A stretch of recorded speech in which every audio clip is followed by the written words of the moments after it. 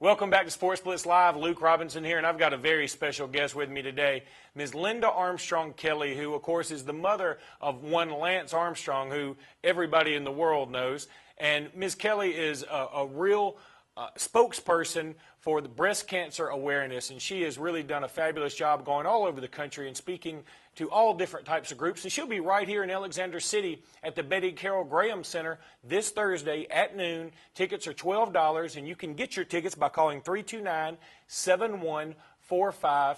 And Ms. Kelly, we certainly do thank you so much for being with us today. Thank you so much, Luke. Well, listen, why don't you tell the people, give a brief synopsis of what you'll be talking about at your luncheon on this Thursday. I'd love to. Well, what I'd like to first of all say is that it's a fantastic opportunity to reach out to your folks there and help them understand my story about overcoming a whole lot of setbacks. Number one, when my son was diagnosed with cancer, and that word cancer was just so daunting to me. Nobody in my life had ever had cancer. And so now I'd like to use that as my platform to go around and let people know the importance of getting early screenings, of trying to be more aware and understand that, and also how important it is to be a caregiver and that job that is so important for that loved one that you're taking care of. Yes, ma'am. Those are very strong words right there. Now tell me, Ms. Kelly, you wrote a book called No Mountain High Enough. Will that book be for sale? And tell us a little bit about the book. I will tell you, I wrote my life story, No Mountain High Enough, Raising Lance, Raising Me, and it's a backstory to Lance. Everybody really believes that we all started where we are today, but that's not so true. And what I do in my story, I talk about my life and having, starting early and having my baby when I was 17 and against all odds said that I will get through this, and I'm going to raise this baby, and I'm going to give him the things and show him the things that are important.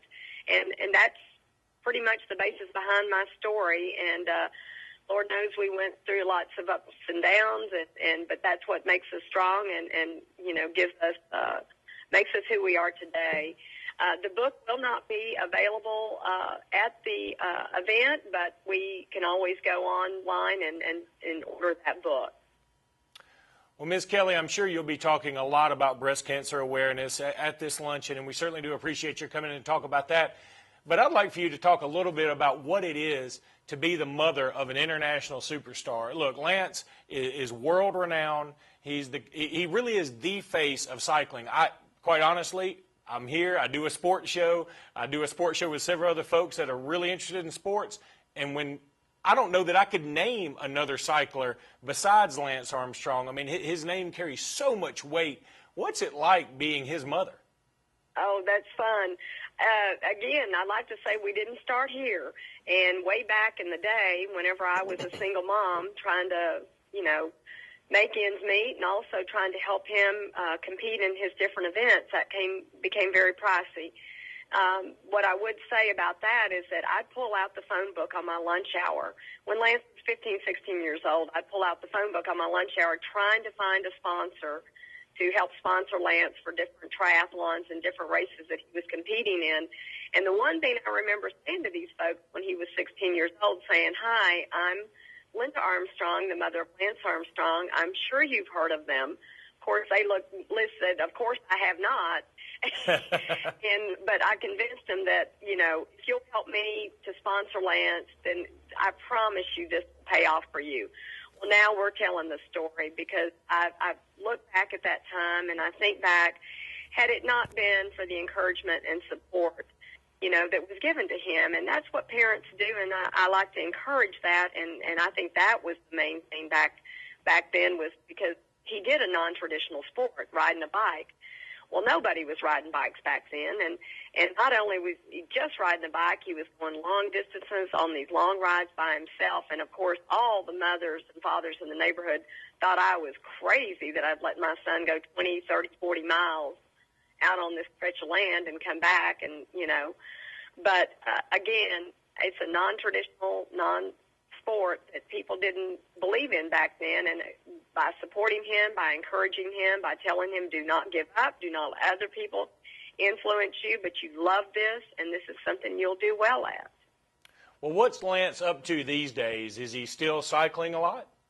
He is really kind of gone back to his old roots of doing some triathlons, if you can imagine that. Now, a triathlon is where you swim, you ride a bike, and you run.